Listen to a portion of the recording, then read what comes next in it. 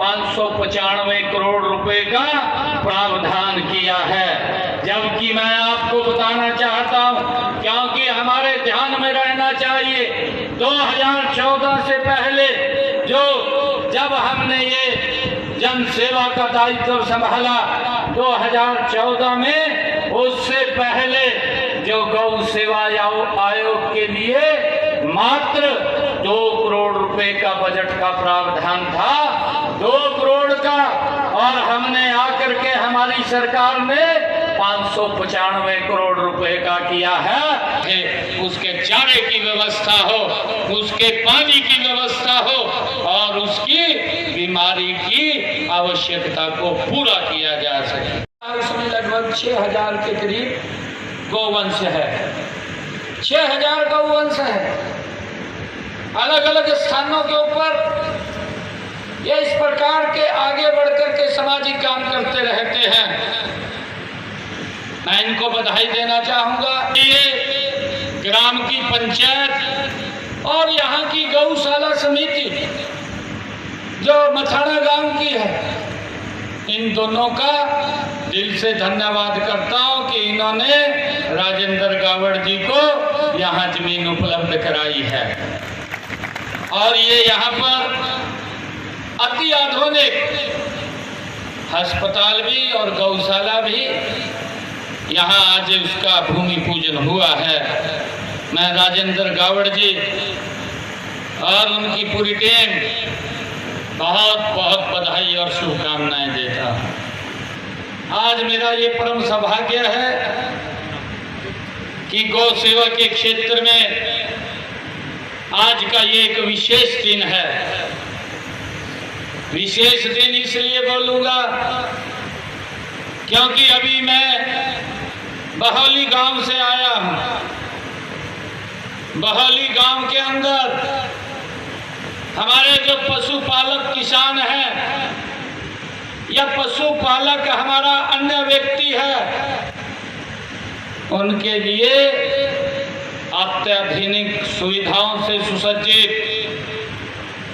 पशु अस्पताल का एक पॉलीक्लिनिक का उद्घाटन हुआ है, जिसके ऊपर 4 करोड़ 67 लाख रुपए का खर्चा आया है और जिसका लाभ मेरे पशुपालकों को मिलेगा। उनको अगर पशुओं को कोई दिक्कत समस्या आती है तो वहाँ पर हमारे डॉक्टर्स भी और वहाँ पर ईसीजी, वहाँ पर एक्सरे मशीन भी और वहाँ पर ऑपरेशन थिएटर भी और उसके साथ साथ वहाँ गायनिंग का एक सेंटर भी वो आज खुला है। इसके लिए मैं आप सबको बहुत बधाई देता हूँ। इसीलिए मैंने कहा है ये दिन आज का विशेष दिन है।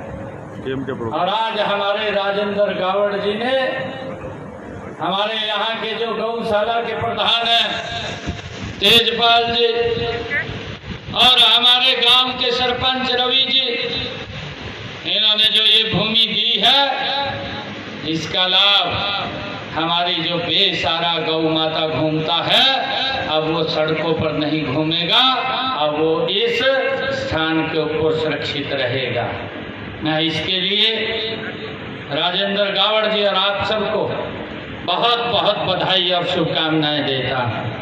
गांव के गौ सेवक गौधाम एवं अनुसंधान केंद्र का आज यहाँ पर भूमि पूजन वो शुरू हुआ है। यही नहीं, यहाँ पर जो हमारी बीमार गौ माता है उसका तो इलाज होगा, परंतु हमारे अन्य लोगों को भी इस अत्याधुनिक अस्पताल का वो लाभ मिलेगा। मैं इस अवसर पर सभी गौ भक्तों को हार्दिक बधाई देता हूँ, शुभकामनाएं देता हूँ। इस निर्माण कार्य में बढ़ चढ़ करके योगदान करने वाले हमारे राजेंद्र गावड़ जी, मैं उनकी पूरी पूरी प्रशंसा करता हूँ, सराहना करता हूँ। यह गौशाला लाडवा क्षेत्र में और इसके आसपास के क्षेत्र में विकास की ये एक मिसाल बनेगी। मुझे ये खुशी है।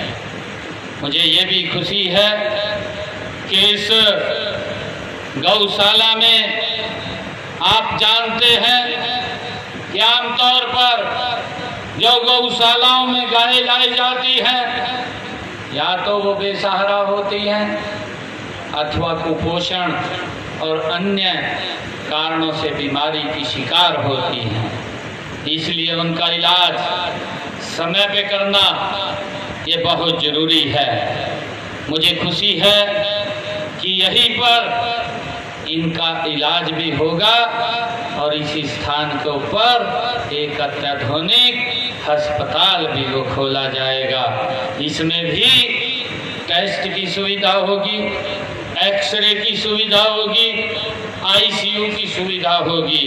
ये अत्याधुनिक चिकित्सा सुविधाओं से सुसज्जित ये यहाँ पर भी एक हॉस्पिटल बनेगा। मुझे खुशी है आज आप सबको बताते हुए कि गौ माता की सेवा करना हमारे धर्म और संस्कृति का ये एक अभिन्न अंग है। गौ माता बेसहारा न रहे, इसके लिए हमने हरियाणा प्रदेश के अंदर 3 गौ अभयारण्य बनाने का काम किया है। इनमें से एक गांव नैन जो जिला पानीपत में है और दूसरा गांव डोंडर जो जिला हिसार में है और तीसरा पंचकुला में बनाया गया है। इनमें शेड, पानी व चारे की व्यवस्था वो की गई है।